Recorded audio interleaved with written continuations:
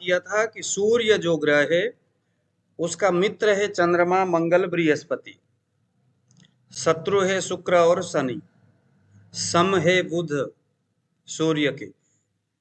जब भी कभी सूर्य ग्रह के सामने यह ग्रह बैठेंगे तो अपने अपने सूर्य ग्रह के साथ उनकी जो संबंध है उसके आधार पर इनका प्रभाव होगा, ऐसा समझना चाहिए। लग्न में अगर सिंह लग्न है, मतलब फर्स्ट हाउस में अगर सिंह 5 लिखा है, सिंह उसका मालिक सूर्य हो गया, अगर वहां बृहस्पति बैठा है तो बृहस्पति के लिए भी अच्छा है और सूर्य के लिए भी अच्छा है, क्योंकि दोनों आपस में मित्र ग्रह है। चंद्रमा के लिए जैसे हमने कल बताया था, रवि यानी सूर्य और बुध इनके मित्र ग्रह है, इसके शत्रु कोई नहीं है। सम के रूप में मंगल, गुरु, शुक्र और शनि। कृपया आप सभी लोग अपने ऑडियो को, आप लोग अपने कैमरा को आप लोग जरा खोलिए जरा। अकेले मनोज जी खोल के बैठे हुए हैं, आप लोग कोई नहीं खोल रहे। ठीक है जी। और मुझे मौर्य जी जरा आप मुझे बताइए, मंगल ग्रह का मित्र ग्रह कौन कौन से, देखिए जरा वहां डायरी में मंगल ग्रह का मित्र ग्रह कौन कौन से है।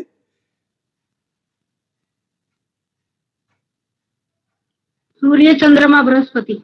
हाँ, सूर्य, चंद्रमा और बृहस्पति मंगल ग्रह का मित्र ग्रह है। ठीक है।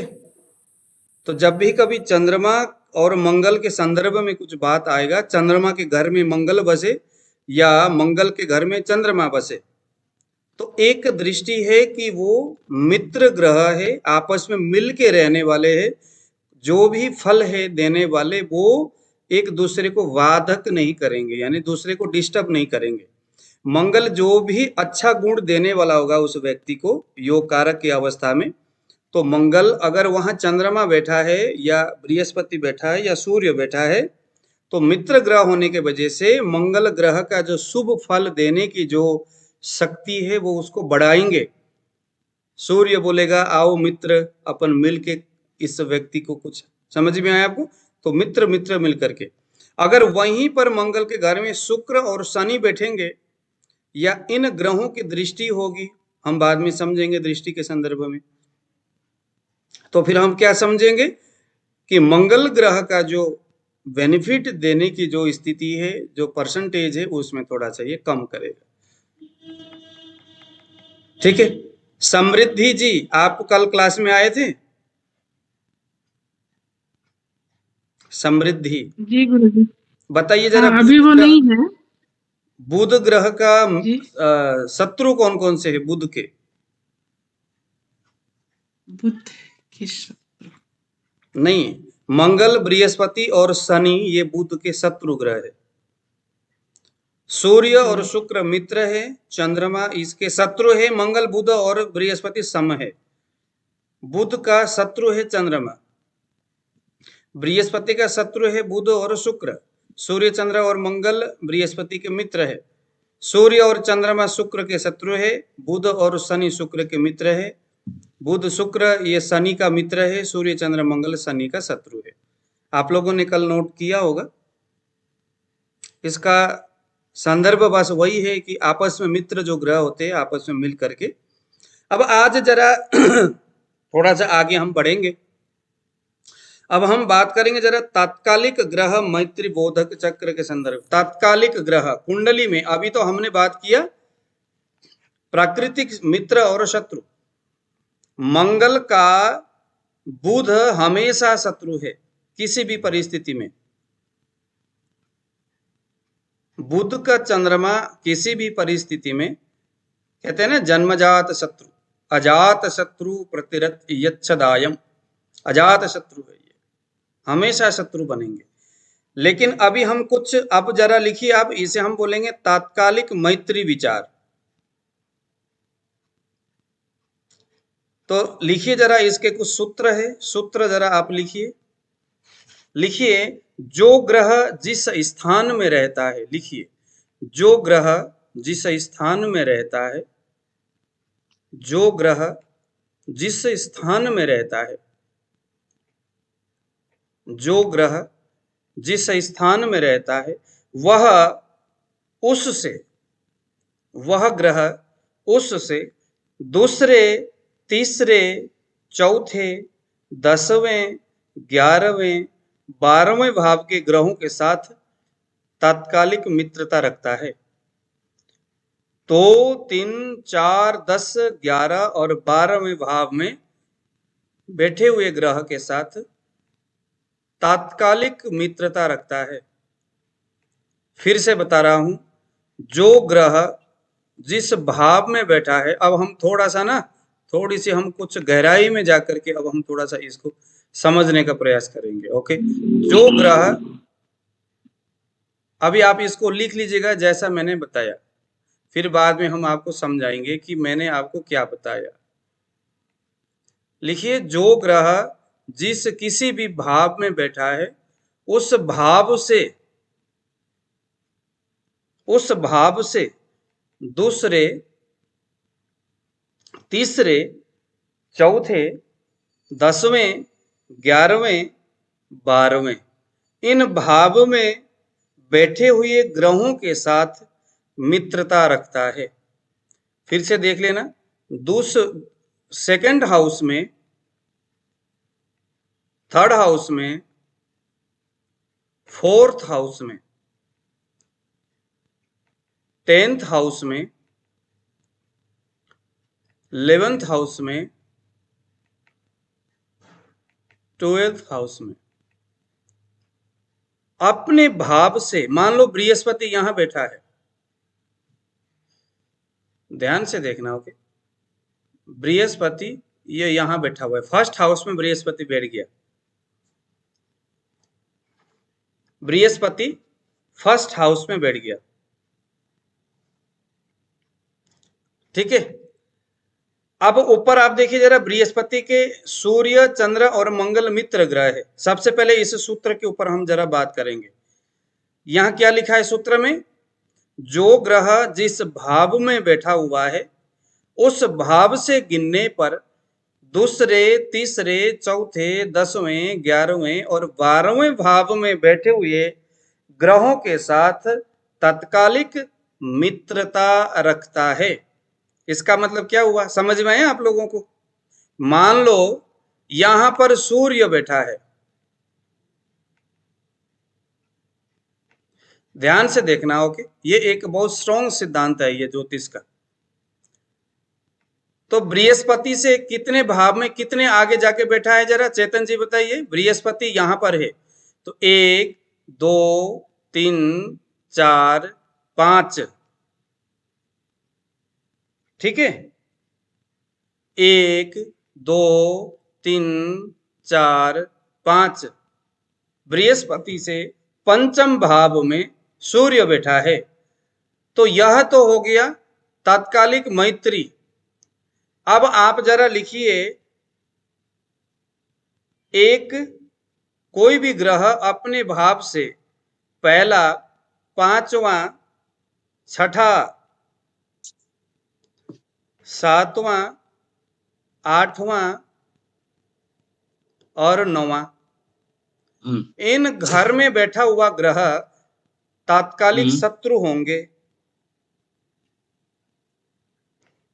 पहले भाव में बैठे अपने भाव से उसी भाव में बैठा हुआ जो ग्रह है तात्कालिक शत्रु होंगे। दूसरे भाव में बैठा हुआ ग्रह तात्कालिक मित्र होंगे। मान लीजिए अब सूर्य से कैलकुलेशन हमने किया, 5th हाउस में सूर्य बैठा है। 5th हाउस का मतलब क्या है, हमने सूत्र में क्या लिखा था? अपने घर से 5वें घर में बैठा हुआ जो ग्रह है वो तात्कालिक क्या होंगे? शत्रु होंगे। इसका मतलब इस तात्कालिक शत्रु मित्र के चक्र के आधार पर यहां सूर्य क्या हो गया? बृहस्पति का शत्रु हो गया। लेकिन अगर हमने नैसर्गिक मैत्री बोधक चक्र जो ऊपर बताया था सूर्य के आधार पर या बृहस्पति के आधार पर, वहां बृहस्पति का सूर्य क्या है? मित्र है। वहां पर मित्र है और यहां शत्रु हो गया। तो उधर मित्र और इधर शत्रु, तो क्या हो गया? उधर मित्र है और इधर शत्रु है। उधर मित्र है, इधर शत्रु है। तो इस नियम को भी जरा आप नोट कर लिए जरा। सम हो गया। हाँ, सम हो गया, ये हो गया। तो नोट करिए जरा, जहां दोनों जगह मित्र होंगे वहां अति मित्र लिखेंगे आप। मान लीजिए कि यहां पर सूर्य बैठेगा तो क्या हो गया, ये अति मित्र हो गया। सूर्य अब यहां बृहस्पति के लिए अति मित्र की तरह काम करेगा, क्योंकि चौथे फोर्थ हाउस में देखो यहां पर हमने मित्र के तात्कालिक मित्र कहा। तो एक सिद्धांत और लिखिए, दोनों जगह मित्र होंगे तो वो अति मित्र होगा, दोनों जगह शत्रु होंगे तो वो अति शत्रु होगा। एक में मित्र और दूसरे में सम होंगे तो वह मित्र होगा। एक में मित्र और एक में सम होगा तो वह क्या होगा, मित्र होगा। एक में मित्र एक में सम होंगे तो वो मित्र होगा। एक में सम और दूसरे में शत्रु होंगे तो वह शत्रु होगा। एक में शत्रु दूसरे में मित्र होगा तो वो सम होगा। दोबारा बोलना पड़ेगा। हाँ गुरुजी। हाँ देखिए, दोनों जगह अगर मित्र होंगे, मित्र प्लस मित्र अति मित्र, शत्रु प्लस शत्रु अति शत्रु, मित्र प्लस सम मित्र होंगे। एक में मित्र है और दूसरे में सम है तो ये मित्र हो गया। सम प्लस शत्रु, एक में तो सम है लेकिन दूसरे में शत्रु है तो यह शत्रु कहलाएगा। एक में शत्रु है और एक में मित्र है तो वह सम हो गया। तो अभी हमने जो यहां देखा क्या था, बृहस्पति एक जगह मित्र था और एक जगह शत्रु है सूर्य, तो ये क्या हो गया, अब सम हो गया। हो गया जी। मनोज जी ने बहुत अच्छी मतलब कि इन्होंने सही पकड़ा, सम बोला इन्होंने। तो यहाँ जो बृहस्पति और सूर्य का जो कॉम्बिनेशन है वो मित्र नहीं बल्कि सम के हिसाब से होगा। ठीक है, इसमें कुछ उदाहरण कुछ और भी देना जरूरी है क्या? नहीं, ठीक है गुरुजी। एक दो और दे करके देखते हैं। मान लो कि यहाँ पर चंद्रमा बैठा है, मान लीजिएगा 10th हाउस में चंद्रमा बैठा है, 10th हाउस में चंद्रमा है और यहां पर बृहस्पति बैठा है। अब देखिए जरा, चंद्रमा का बृहस्पति शत्रु या मित्र है? सातवां घर, शत्रु। हाँ, चंद्रमा का बृहस्पति क्या है? शत्रु है। शत्रु है। चंद्रमा का बृहस्पति तत्कालीन शत्रु। यहां पर 1 2 3 4 5 6 7, मैं तात्कालिक नहीं, मैं नैसर्गिक मित्रता की बात कर रहा हूं अभी। नैसर्गिक मित्रता में चंद्रमा का बृहस्पति सम होता है। चंद्रमा का मित्र है रवि और सूर्य और बुध, शत्रु तो कोई है नहीं, लेकिन सम में मंगल गुरु शुक्र और शनि इनके सम है। सम को देखिए जरा ध्यान से, सूर्य का सम में आता है बुध, सूर्य का सम में कौन आता है? बुध। बुध आता है। चंद्रमा का सम में आता है मंगल गुरु शुक्र और शनि।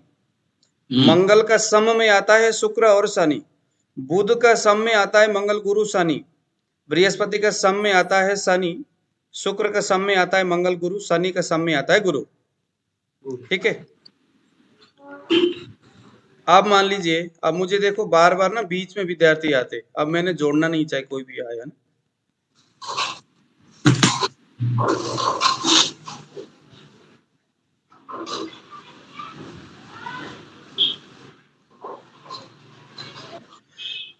क्योंकि हर एक पॉइंट को अब मैं थोड़ा सा, चेतन जी तो बहुत एक्सपर्ट है, मनोज जी भी बहुत एक्सपर्ट है, अब मैं किसी और को, मैं मयूर जी को पूछूंगा। मैं मयूर जी आप बताइए, यहाँ पर मान लो ये 1 नंबर है और ये 7 नंबर है, 7th नंबर है, और यहाँ पर मान लो शनि बैठा हुआ है। यहाँ पर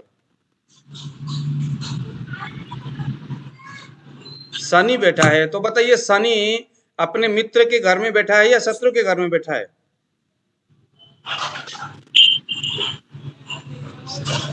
7 का मतलब है शुक्र।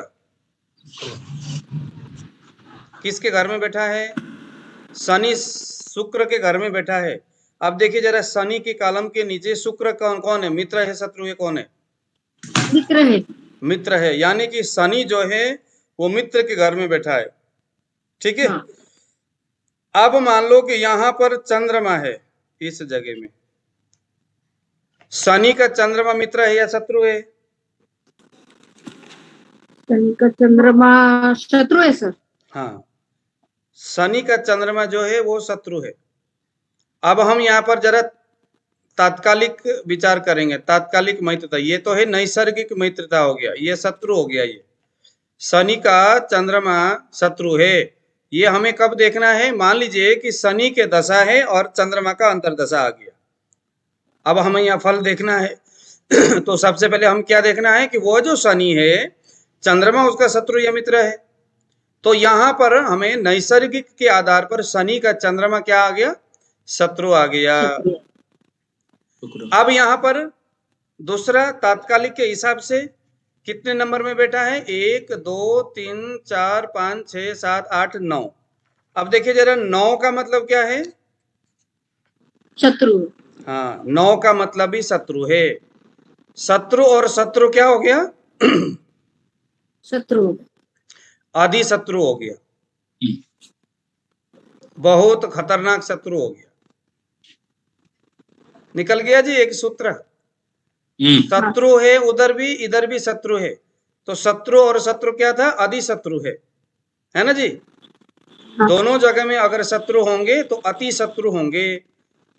तो अब यहाँ पर शनि में चंद्रमा का जब दशा आएगा तो इसको अच्छा बेनिफिट नहीं देगा। शनि बोलेगा नहीं, आप मेरा बहुत भयानक शत्रु हो, मैं अपने सत्ता में जब आपका जब अंतर्दशा आएगा तो मैं इस व्यक्ति को बेनिफिट नहीं दूंगा। अति शत्रु हो गया ये। सर बेनिफिट नहीं दूंगा कि रुलाऊंगा? बेनिफिट नहीं दूंगा चंद्र, क्योंकि अंतर्दशा जो ग्रह होता है ना, उसके आधार, अंतर्दशा का मतलब क्या है? हालांकि बाद में हम देखो, एक तो होता है दशा ग्रह, किस दशा का समय चल रहा है? शनि का। दूसरा है अंतर्दशा, अंतर्दशा क्या चल रहा है? चंद्रमा का। अब अंतर्दशा का मतलब क्या है कि दशा का मतलब है शनि। उस शनि का जो कार्य है, जब चंद्रमा का समय आएगा तो चंद्रमा के स्वभाव, उसका गुण धर्म, उसके प्रकृति, उसके काम, उसके काम करने की है ना, गामित्व शक्ति, कहाँ कहाँ चंद्रमा, उन जगहों में शनि जो है उसको बेनिफिट देगा उतने एरिया से। अब यहां पर शनि देखता है कि भाई चंद्रमा तो मेरे नैसर्गिक भी शत्रु है, तात्कालिक भी शत्रु है, शत्रु शत्रु अधि शत्रु हो गया। तो शनि के दशा में चंद्रमा का जो अंतर्दशा जब आएगा तो उस व्यक्ति को तीसरे भाव से संबंधित खराब बेनिफिट उसको मिलेगा, तीसरे भाव से संबंधित खराब फल उसको मिलेगा, खराब फल मिलेगा ही मिलेगा। दूसरा, उसके फोर्थ हाउस का मालिक है ये चंद्रमा, तो फोर्थ हाउस के मालिक होने की वजह से चंद्रमा, उसके माता के घुटनों में दर्द होना, हालांकि इसके ऊपर हम बाद में विचार करेंगे। अभी हमने जस्ट ग्रहों के, ये समझ में आया आप लोगों को या आगे और मैं समझाऊं इसके संदर्भ में? कोई हो ऐसा जिसको समझ में नहीं आया? शायद सभी को समझ में आया ही होगा। मयूर जी, आपको समझ में आया? हाँ सर, थोड़ा थोड़ा आया, लेकिन बाद में प्रैक्टिस के बाद आ जाए। हाँ, उसको ना अभी मैंने आपको बताया ना स्पष्ट रूप से, अब उसको आप देखिए जरा, रोज उसको उसका नैसर्गिक शत्रु और उसका तत्कालिक शत्रु, उन नंबर को मिलाना है, वो शत्रु है या मित्र है। जस्ट अभी आप इतना देख लो, फिर बाद में हम धीरे धीरे धीरे धीरे धीरे करके इसको आगे समझते हुए जाएंगे। अब यहां पर हम एक चीज और सीखेंगे। अब हम थोड़ा सा अगले स्टेप में पहुंच गए, क्योंकि जैसे कि हमने बताया था कि जो ग्रह है वो पूर्ण रूप से, ग्रह का जो बल होता है वो बल ही व्यक्ति के भविष्य को तय करता है। तो अभी हमने ग्रह बल के रूप में उसके शक्ति को, उसके दोस्त को देखा, मित्र को देखा, तात्कालिक, और तो उससे हमें क्या है कि वह जो ग्रह जिसके ऊपर अभी हम विचार करने जा रहे हैं, वो एक रूप से अगर वो मित्र, अति मित्र आदि होकर के बैठा है तो शक्ति के रूप में, ग्रह बल के रूप में 1 पॉइंट हम दे देंगे भाई, 10 में से 1 पॉइंट में इस ग्रह ने बाजी जीत लिया। बाजी जीतने का मतलब है अब इसको कुछ अच्छा बेनिफिट देगा। अच्छा क्या देगा, कहां देगा, किस तरह देगा, उसके ऊपर हम बाद में विचार करेंगे। अभी हम सिर्फ यहाँ ग्रह बल को देख रहे। अब यहाँ पर एक चीज लिख लीजिएगा, सूर्य ग्रह लिखिए ऊपर। एक आप लोग ऊपर कॉलम बनाइए जरा, इस तरह से एक आप लोग ऐसा लंबा सा कॉलम बनाइए। ये हो गया दूसरा, और ये इस तरह से खींचिए। यहां पर लिखिए सूर्य।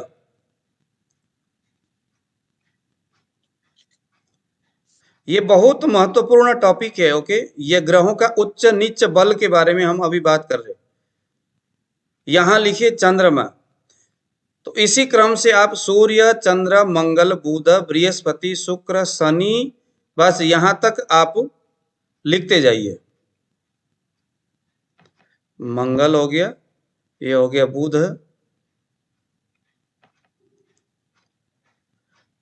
इधर मैं लिख लूंगा बृहस्पति को,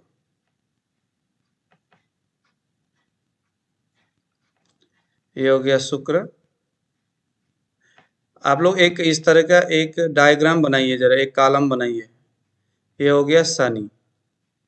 ये भी ना ग्रह कुंडली देखने के लिए सबसे महत्वपूर्ण बिंदु है। ये मैं आप लोगों के सामने कुंडली के संदर्भ में बहुत ज्यादा लंबा चौड़ा मैं कुछ ऐसी चीजें मैं फिलहाल देना नहीं चाहता। कुंडली देखने का अभी हम सिर्फ आयुर्वेदिक एस्पेक्ट से, सिर्फ जस्ट हम एक मतलब कि वेबसाइट से, किसी ज्योतिष के सॉफ्टवेयर से, एप्लीकेशन से हम कैसे कुंडली देखेंगे, बस उस दिशा में अभी हम करेंगे। फिर बाद में हम धीरे धीरे, कम से कम आपके अंदर एक चस्का तो डल जाएगा, है ना, सीखने की एक प्रवृत्ति मिलेगी, कम से कम अपने खुद से एनालाइज करने का एक जरिया आपको मिलेगा।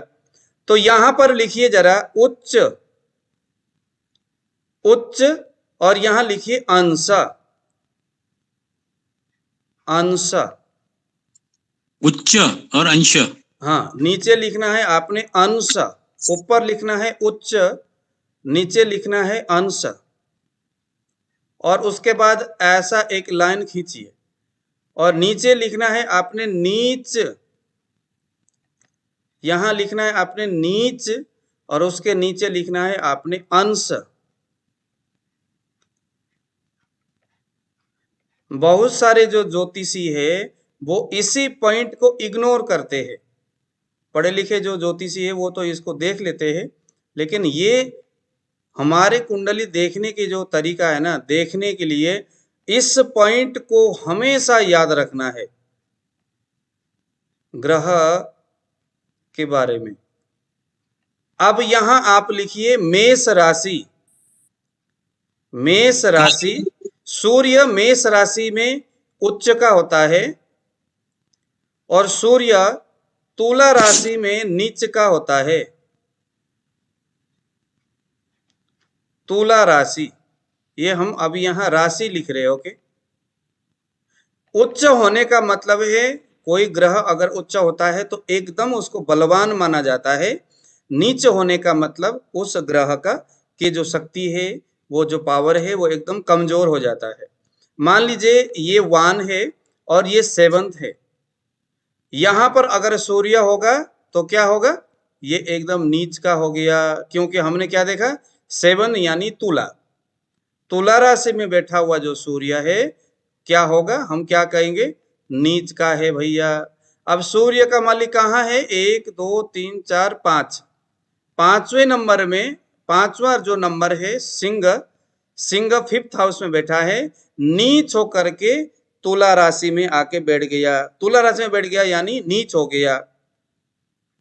नीच होने का मतलब क्या है, यह सूर्य इसके पत्नी को हानि करेगा, या पंचम से संबंधित जो सुख है उससे वो उसको हानि कर देगा। यानी कि पंचम से हम विद्या को, बुद्धि को, पेट को हम देखते हैं, वो हालांकि हम बाद में समझेंगे इसको भाव विचार में।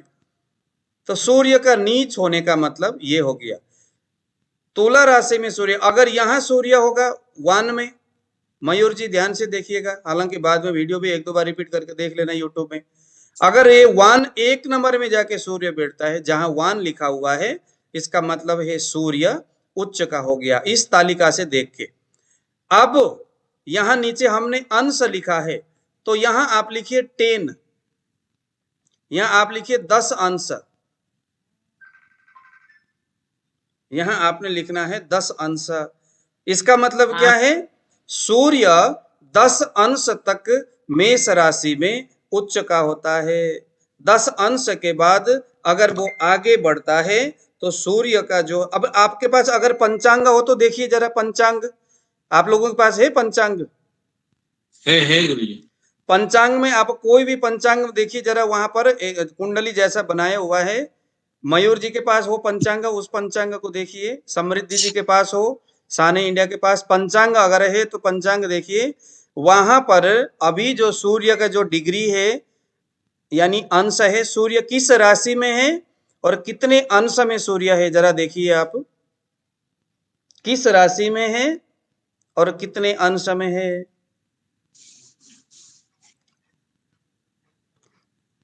पंचांग देखिए, आप लोग ज्योतिष सीखने के लिए आए हो, पंचांग बगल में है नहीं, है भगवान। मयूर जी के पास पंचांग नहीं है?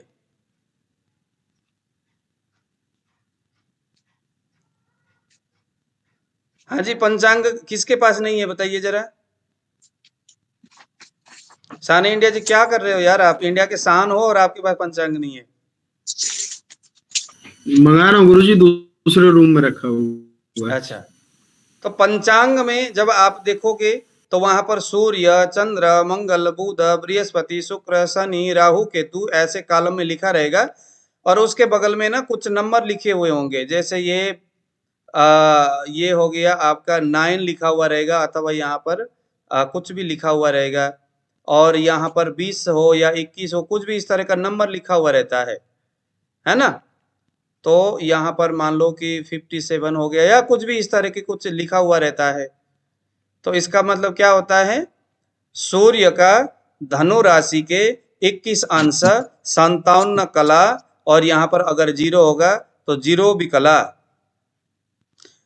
राशि, अंश, कला, विकला, इस तरह से हर पंचांग में लिखा हुआ रहता है रोज रोज का। अभी सूर्य कितने राशि, कितना अंश, कितना कला पार गया हुआ है वो हम यहाँ से देख सकते हैं। ये बने ये आप लोग देखिए जरा, इस वक्त आज के दिन में सूर्य यहाँ पर है। सूर्य के आगे अभी लिखिए आप, यहाँ सूर्य बैठा हुआ है, 11 नंबर लिखिए या 10 नंबर लिखिए। सूर्य कहाँ है? 10 नंबर। 10 लिखने का मतलब है मकर राशि में चला गया, कुंभ राशि में चला गया, और यहाँ पर अंश में है 24।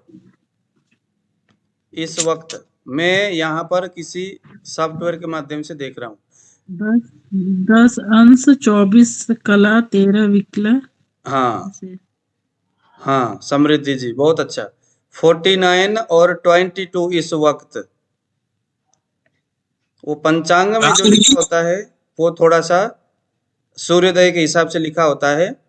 तो देखिए 10 राशि, 24 अंश, 49 कला, 22 विकला। सूर्य मकर राशि में, कुंभ राशि में इतना आगे निकल चुका है।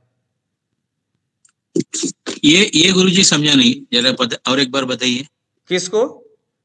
ये जो अभी का जो चल रहा है ना टॉपिक, वही। हाँ, मैं ये बता रहा हूँ यहाँ पर ना, मैं इसके लिए मैं बता रहा हूँ आपको, जो ये सूर्य है ना, हाँ। मैंने कहा कि सूर्य मेष राशि में उच्च का है, तुला राशि हाँ। में नीच का है। इसका अब है। अभी अभी अभी आप पंचांग देख लीजिएगा, अभी सूर्य कहाँ बैठा हुआ है? मकर राशि। मकर राशि में है। तो मकर राशि का मालिक कौन है? शनि है। सूर्य मकर राशि में बैठा है। अब आप देखिए जरा, शनि सूर्य का शत्रु है या मित्र है?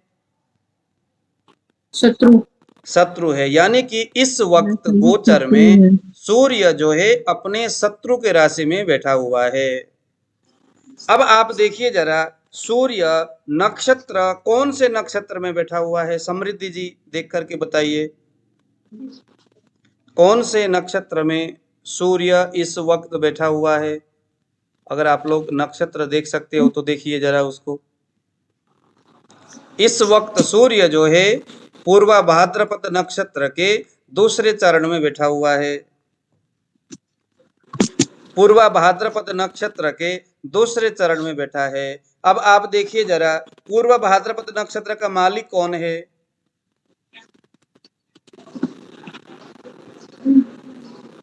पूर्व भाद्रपद नक्षत्र का मालिक कौन है? ये सारे चीज हर रोज जुड़ता रहेगा, इसलिए उसको इग्नोर हम आपको करने नहीं देंगे।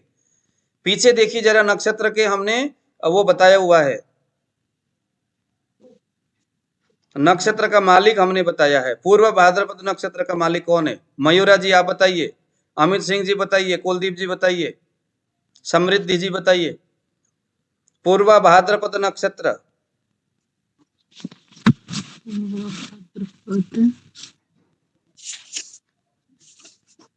पूर्व भाद्रपद नक्षत्र के मालिक कौन है? आप लोगों ने बताना है, मैंने तो बता दिया अपने एंड से पहले ही।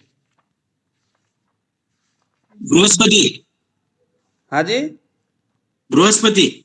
बृहस्पति। मयूरा जी सही बोल रहे हैं क्या? वो आपने नोट नहीं किया? समृद्धि जी आपने नोट किया इसको? नोट तो किए गुरुजी, याद नहीं आ रहा है। अच्छा, बृहस्पति जो है पूर्व भाद्रपद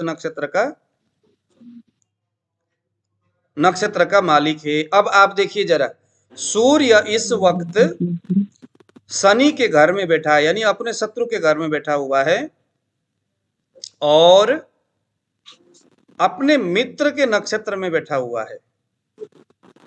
अपने मित्र के नक्षत्र में बैठा हुआ है। जस्ट अभी हम अगर मान लो कि वह मित्र यहां बैठा हुआ है, बृहस्पति यहां बैठा है, तो सूर्य इस वक्त, क्योंकि सूर्य नीच होकर बैठा हुआ है ना, मतलब ये कुंडली के आधार पर मैं बता रहा हूं, हालांकि उसमें तो क्या कहते हैं, कुंभ राशि है, कुंभ राशि के हिसाब से शत्रु के घर में सूर्य बैठा हुआ है, और वो है ना शत्रु के घर में, लेकिन बृहस्पति के नक्षत्र में बैठा हुआ है। तो शनि का जो नेगेटिव इफेक्ट सूर्य में जितना पड़ना चाहिए उतना नहीं पड़ेगा, क्योंकि इस वक्त सूर्य अपने मित्र के नक्षत्र में बैठा हुआ है। तो नक्षत्र का इतना बड़ा प्रभाव इसी चार्ट में दिखेगा ना सूर्य कौन से नक्षत्र में बैठा है? सूर्य थोड़ा सा नीचे देखिए जरा आप, नीचे नहीं, आई थिंक वहां नहीं दिखेगा, वो पीछे चार्ट होगा। सूर्य वो आपको ना पंचांग में देखना पड़, आप उसमें कुंडली बनाते वक्त, हालांकि उसको भी हम सीखेंगे बाद में, वो आप, मैंने आपको बताया था ना एस्ट्रोसेज नाम का जो है सॉफ्टवेयर, उसको आप लोग डाउनलोड कर लो। कर लिया आपने समृद्धि जी? हाँ वो तो किया हुआ है, ये पंचांग में हमको समझ में नहीं आ रहा है कि कहाँ पे है, कहाँ से देखेंगे। पंचांग भी मैं आपको बाद में मैं बता दूंगा, अभी आप पहले इसको आप लिख लीजिएगा। ओके, पंचांग में मैं आपको बाद में ये वाला जो चार्ट है ना, शायद इसमें होगा, हम ये सोच रहे थे। नहीं, वहां पर तो क्या क्या लिखा है, वहां पर तो सूर्य का तो सूर्य के चंद्रमा का नक्षत्र तो लिखा हुआ होता है, लेकिन सभी ग्रहों के नक्षत्र शायद लिखा नहीं है वहां पर, देख लीजिएगा अगर लिखा हो। इसलिए हमको किसी नहीं में लिखा हुआ, होता है, किसी का पीछे लिखा होता है जी बहन जी, पीछे, आगे पीछे कहीं लिखा हुआ। पंचांग है मेरे पास, चिंता रहने वाला है। हेलो, हाँ जी। शनि तुला राशि में उच्च का है, मेष राशि में नीच का है 20 अंश तक। फिर से बता रहा हूं, मेष राशि में 10 अंश तक सूर्य उच्च का है, तुला राशि में 10 अंश तक सूर्य नीच का है, वृष राशि में चंद्रमा 3 अंश तक उच्च का है, वृश्चिक राशि में चंद्रमा 3 अंश तक नीच का है, मकर राशि में मंगल 28 अंश तक उच्च का है, कर्कट राशि में चंद्रमा मंगल जो है कर्कट राशि में नीच का है 28 अंश तक। उसके बाद फिर वो उसकी जो नीचतापन है वो कमजोर पड़ जाएगा। बुध जो ग्रह है वो कन्या राशि में उच्च का है, मगर सिर्फ 15 अंश तक, उसके बाद उसकी उच्चता खत्म हो जाएगी उसके बाद फिर उसका स्वगृही आ जाएगा। मीन राशि में वो 15 अंश तक नीच का है, उसके बाद फिर बुध का वो नीचपन कम हो जाएगा। कर्कट राशि में गुरु, कर्क राशि यानी 4 नंबर वाले राशि में 5 अंश तक बहुत अच्छा है, उच्च का है। उसके बाद कर्कट राशि में बैठा हुआ अगर मान लो कि 7 अंश में 6 अंश में बृहस्पति कर्कट में बैठा है तो हम उसको उच्च नहीं कहेंगे, उसे हम कहेंगे बृहस्पति कर्क राशि में बैठा हुआ है, बस इतना ही कहेंगे। उच्च होंगे सिर्फ 5 अंश तक। ये आपके हर जगह कुंडली देखते वक्त अपने दिमाग घुमाने में काम में आएगा। मकर राशि में बृहस्पति नीच का है सिर्फ 5 अंश तक। 27 अंश तक मीन राशि में शुक्र उच्च का है, 27 अंश तक कन्या राशि में शुक्र नीच का है। तुला राशि में शनि उच्च का है सिर्फ 20 अंश तक, उसके बाद उसकी उच्चतापन खत्म हो जाएगी। 20 अंश तक मेष राशि में शनि नीच का है, उसके बाद फिर उसकी नीचतापन खत्म हो जाएगी। समझ में आया? तो ग्रह के उच्च और नीच समझना ग्रह बल के पॉइंट ऑफ व्यू से बहुत जरूरी है। कोई ग्रह मान लो कि किसी को कैंसर जैसे भयानक व्याधि देने वाला है, कैंसर जैसे भयानक व्याधि देने वाला है, लेकिन अगर वही ग्रह उसका उच्च का है, कैंसर देने वाला है मगर उच्च का है, तो वो कैंसर नहीं देगा, क्योंकि उच्च होने से नेगेटिव फल नहीं देते, सकारात्मक फल देते हैं। समझ में आया? अब उसके नीचे लिखिए आप जरा ग्रहों का मूल त्रिकोण। अब ये उसी उच्च नीच जानने के बाद तुरंत इसको जानना जरूरी है। अब यहां आप लिखिए जरा सूर्य ग्रह, यहां लिखिए सूर्य, इसको ध्यान से। अभी आप लोगों ने ना अपने दिमाग देखो, ज्योतिष है ये कोई साधारण चीज नहीं है। सूर्य सिंह राशि में यानी 5 नंबर वाले राशि में, सूर्य सिंह राशि में सूर्य का खुद का घर है ना, सिंह राशि सूर्य का खुद का घर है, उसे हम स्वगृही बोलेंगे। अब यहां पर नीचे एक इस तरह से एक एरो यहां पर डालिए जरा, यहां पर लिखिए, ये हो गया ये ना छोटे छोटे बातें हमारे भविष्य फल में बड़ा गड़बड़ कर देता है। भविष्य इसीलिए गड़बड़ हो जाती है किसी की कुंडली देखते वक्त, और इसी चीज को दिमाग में रखना है। यहां पर हमने लिखा राशि, सूर्य सिंह राशि में। अब पीछे हम पढ़ते हुए आए हैं कि सिंह राशि में सूर्य क्या है? स्वगृह है। पढ़े है कि नहीं पढ़े हैं आप लोगों ने? 1 नंबर जो है और 8 नंबर ये मंगल का स्वगृह है। आप चाहे तो अगर आप लोग रह गए तो इसको नोट कर लो यहाँ पर। 1 नंबर मेष राशि और मेष राशि और वृष राशि। अब यही तो बात है ना, वृश्चिक मेष राशि 1 और 8, यह जो राशि है ये सूर्य का अपना घर है, अपना घर। 1 और 8, इस घर में अगर मंगल बैठता है, ध्यान देना, मंगल 1 और 8 में अगर मंगल बैठता है तो ये मंगल का खुद का घर है, इसे हम बोलेंगे स्वगृही। ये क्या हो गया? इसको हम क्या बोलेंगे? स्वगृही बोलेंगे इसको। 2 और गुरुजी माफी चाहता हूँ, सूर्य लेकिन सिर्फ सिंह में बैठेगा ना? हाँ जी, सूर्य सिंह राशि में स्वगृही है ना? हाँ जी, सिंह राशि में। अभी हम एक अलग चीज यहाँ पर नोट कर रहे। हाँ, और मंगल है वो 1 और 8 में। हाँ, मंगल है 1 और 8। मंगल का खुद का घर है 1 और 8। शुक्र का खुद का घर है 2 और 7। ये शुक्र का घर है।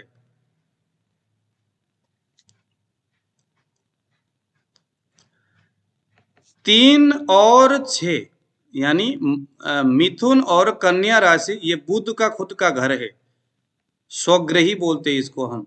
ये बुध हो गया, ये बुध का खुद का घर है, ये अपना घर है। अकेला 4, हाँ जी, बुध का कौन सा? बुध का है 3 और 6। 3 और 6। 4 चंद्रमा का है, 4 नंबर चंद्रमा का घर है। ओके 5 नंबर सूर्य का घर है। अभी हमने देखा ना यहाँ पर सिंह हाँ राशि किसका घर है? सूर्य हाँ का। हाँ तो सिंह राशि सूर्य का अपना घर है। सिंह राशि में अब सूर्य ही झाड़ फूक करके हमेशा बैठेगा, कोई दूसरा नहीं आ सकता। ठीक है। और 6 तो बुध हो गया, 7 शुक्र, 8, अब यहाँ पर 10 और 11 रह गया है ना। और गुरु भी है, बृहस्पति हाँ भी हाँ बाकी मैं है। बता रहा हूँ 10 और 11 शनि का है।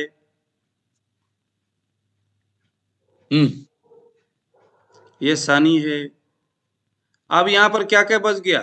बृहस्पति का 9 और 12 बृहस्पति का है।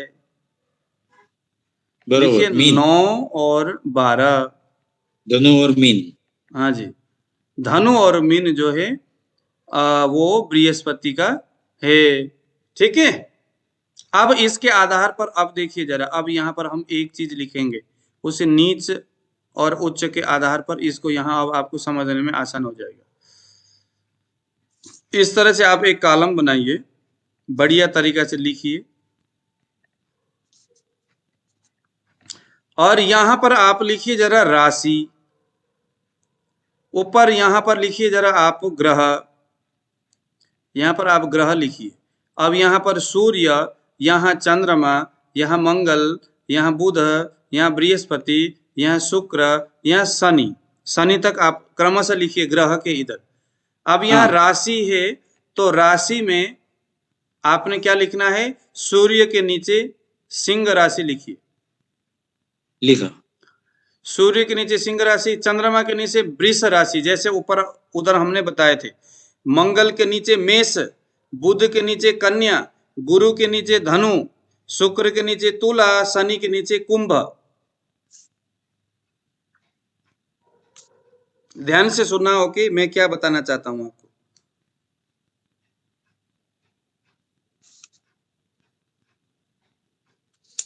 गुरुजी सूर्य के नीचे सिंह, चंद्र के नीचे देखो, सूर्य के नीचे सिंह, चंद्रमा के नीचे वृष यानी 2 नंबर, मंगल के नीचे 1 नंबर यानी मंगल मेष राशि, मेष, बुध हाँ। के नीचे कन्या, कन्या, गुरु के नीचे धनु, धनु, शुक्र के नीचे तुला, शनि के नीचे कुंभ।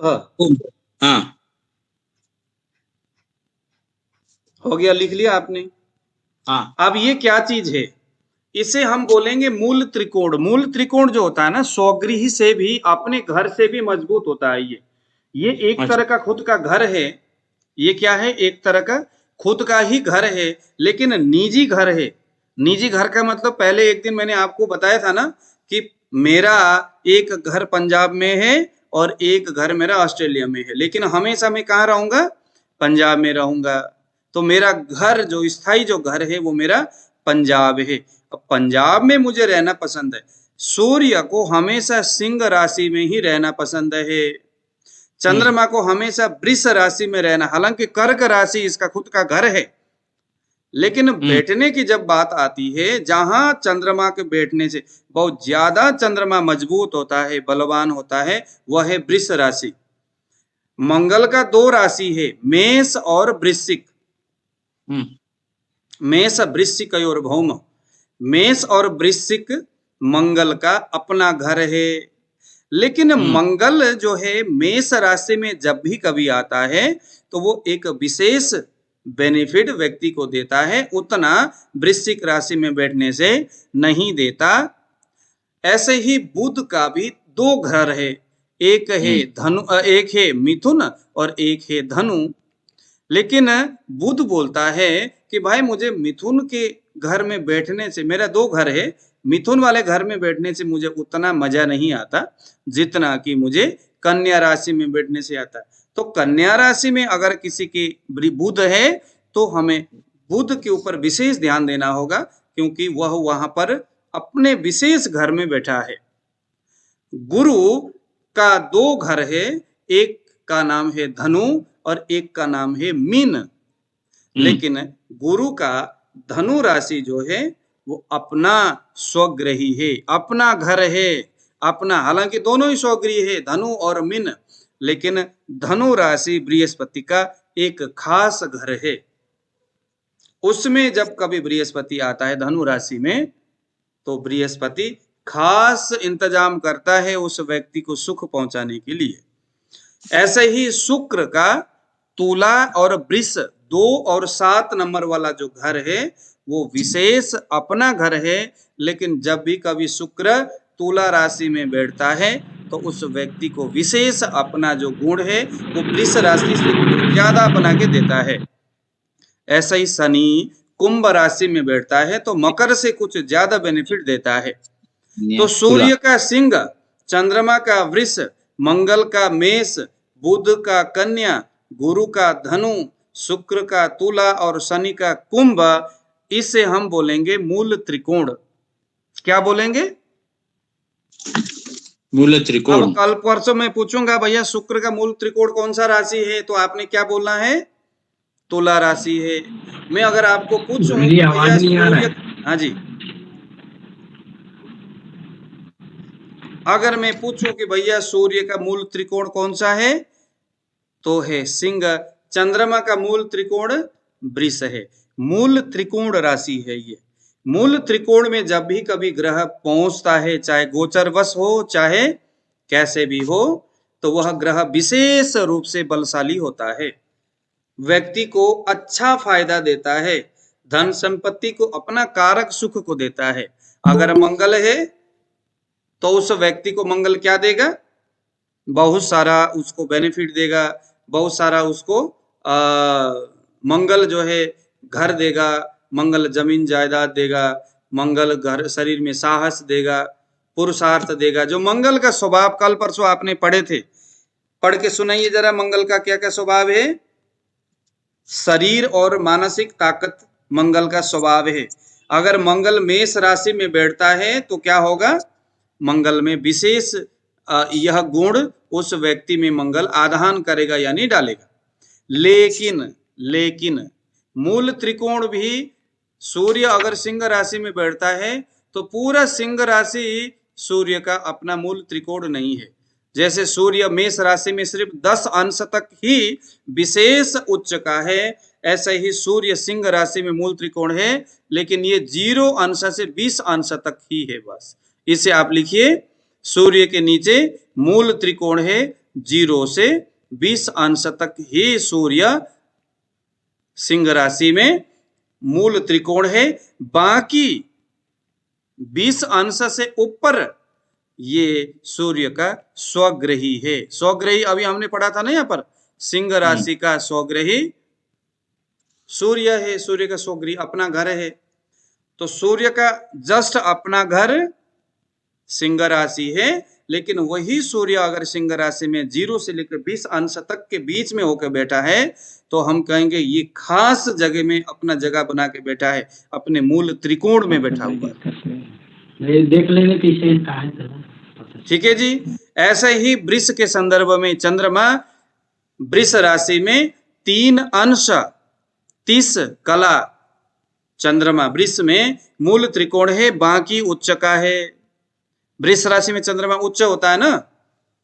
3 अंश 30 कला तक अगर चंद्रमा वृष राशि में होगा, वो पंचांग देखने से पता चलेगा, बाद में हम आपको दिखाएंगे। तो क्या बोलेंगे? चंद्रमा तो भैया मूल त्रिकोण में बैठा हुआ है, बहुत अच्छा फायदा देने वाला है। उससे उधर 30 अंश 30 कला से उधर अगर चंद्रमा होगा तो हम क्या कहेंगे? यह चंद्रमा उच्च होकर बैठा हुआ है, मूल त्रिकोण से बाहर निकल गया। तो मूल त्रिकोण होना उच्च होने से भी अच्छा है। मित्र ग्रह क्या कहते हैं, मित्र ग्रह से तो बहुत सबसे बढ़िया है मूल त्रिकोण में बैठना।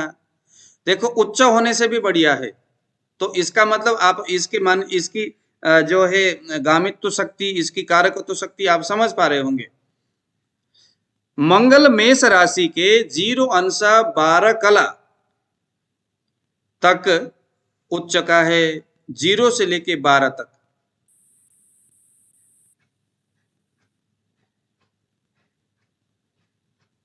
ठीक है।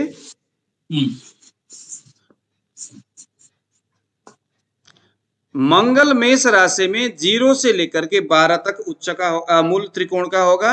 बाकी मेष राशि में मंगल स्वग्रही होता है तो स्वग्रही होगा। 0 से 20 तक सूर्य मूल त्रिकोण, 3 से 30 तक चंद्रमा मूल त्रिकोण वृष में, 0 से लेके 12 तक मंगल मेष में मूल त्रिकोण, 15 से लेकर के 20 अंश तक बुध कन्या में मूल त्रिकोण है। उससे आगे और पीछे क्या क्या होंगे देखो। 0 से लेके 15 अंश तक कन्या में क्या था, उच्च का था। देखना जरा यहाँ पर ऊपर उच्च में कन्या में हमने क्या लिखा था, 0 अंश से 15 अंश तक कन्या में अगर बुध बैठता है तो क्या होगा, उच्च का होगा। 15 अंश से 20 अंश तक जो बुध कन्या में अगर बैठता है तो ये मूल त्रिकोण में होगा।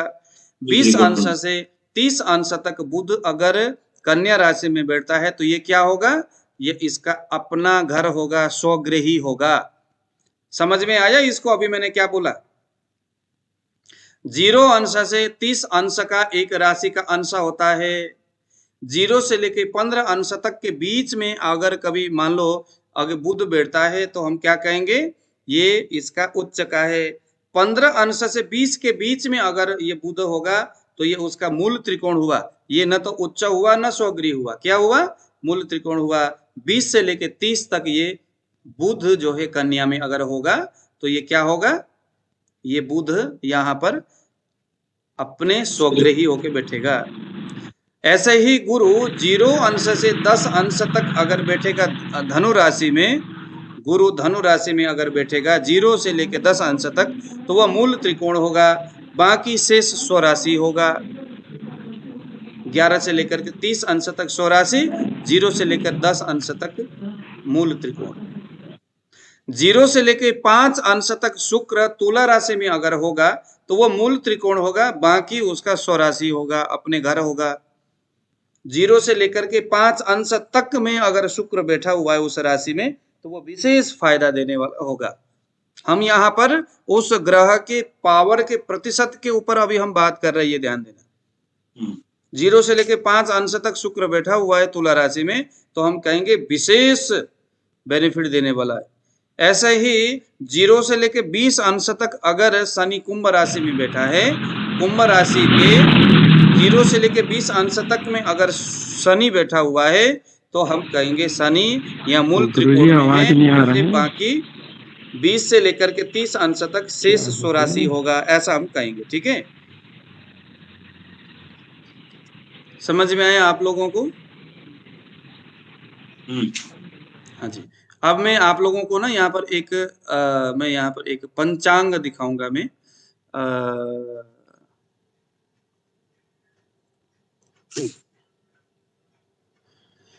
मैं यहाँ पर ना कुंडली बना करके दिखाता हूँ।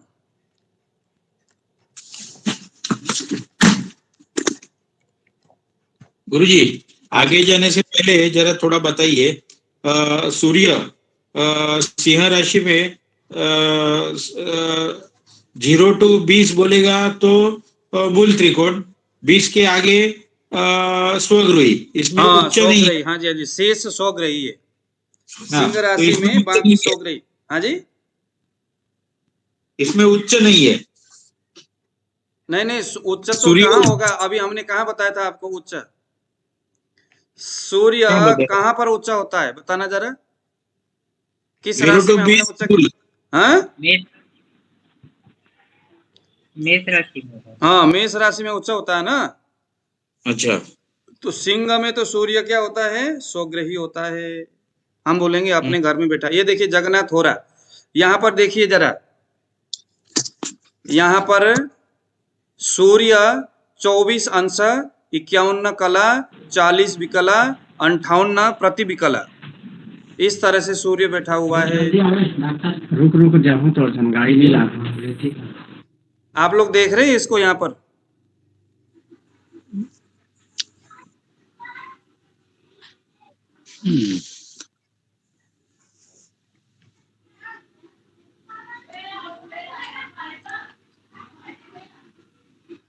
तो इस तरह से ये सारी चीजें होंगी।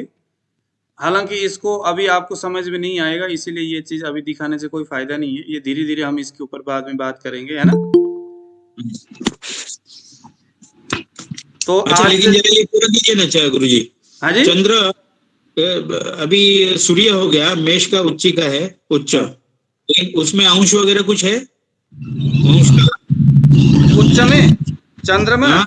चंद्रमा जो है नहीं। वृष में उच्च का है ना जी, वृष में उच्च का है 3 अंश में, 3 से 30।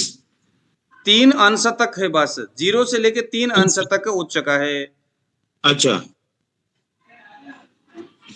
उच्च का है चंद्रमा वृष में 3 अंश तक है, उसके बाद फिर वो उसका उच्चपन नहीं है। हालांकि लोग बोलने वाले क्या करते हैं, अच्छा वृष राशि में चंद्रमा बैठा है, हाँ ये तो बड़ा उच्च का है, लेकिन उच्च का मतलब कितने तक है बस।